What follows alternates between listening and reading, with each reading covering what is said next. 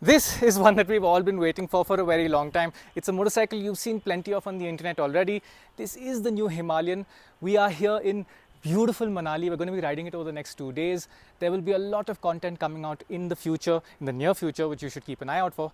Today, I'm not allowed to give you any opinion. I'm not allowed to share any specs, but I can walk you around the bike and tell you what it's like. Let's start with the overall silhouette.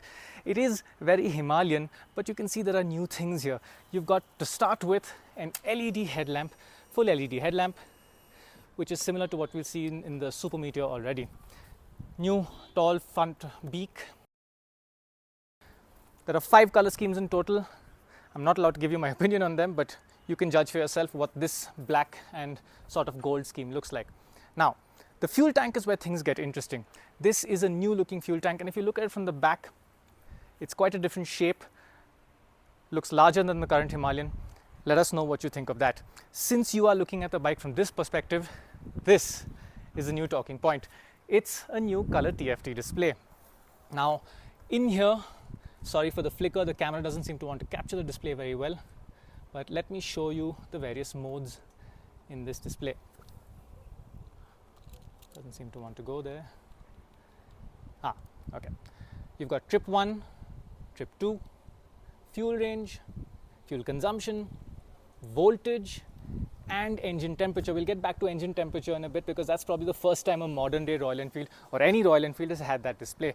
But since we are here, let's also take a look at the new switchgear. It is similar to what we've seen on the new J series bikes, but it does look different. Also different is that you've got an M button here, and if you press that, on the display you'll see ride modes: performance, ABS on, performance, rear ABS off. That's something that'll be interesting to try out on the road. Now, this is very Himalayan. You've got this crash structure around the fuel tank, just like the old bike, but there are lots of nice mounting points in here.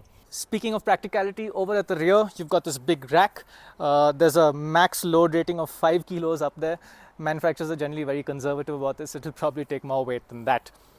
Further back, there is no brake lamp on this motorcycle. The brakes are integrated into the turn indicators. It's something we've seen on a few international bikes. A few big BMWs have that, and it's an interesting feature. On an off-road motorcycle like this, one of the upsides is that you could just remove this entire section and give it a clean look if you want to go off-road competition riding. Now, what else can we talk about? Seating position. I am quite tall, a little over 6 foot tall, both feet flat, comfortably on the floor. Again, this is something we'll tell you more about when we actually ride the bike, but here's what it looks like for now.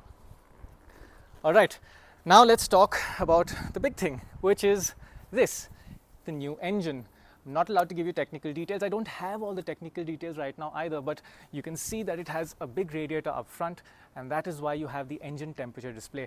Royal Enfield has given it a bit of protection as well. It's nice to see that plastic guard out that should protect it from small pebbles, which means you won't need to install an aftermarket radiator guard. This is a liquid-cooled engine. We've seen the homologated documents. We know what size it is, what sort of performance you should have on offer. But for now, I'll give you a taste of what it sounds like.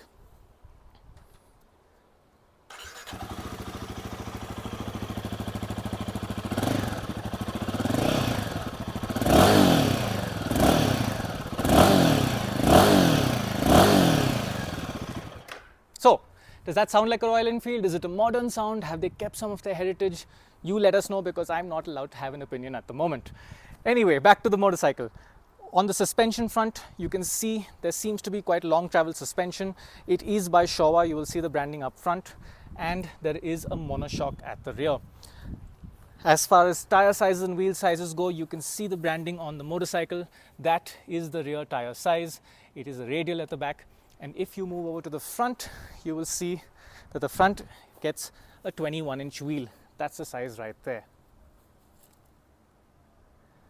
Well, that's the first look of the motorcycle. We will be sharing the technical specifications of the bike on the 7th, and our full reviews will be out on the 10th. I have 2 days of riding ahead of me, and from what I've seen right now, I am really excited to see what this bike is all about. Stay tuned.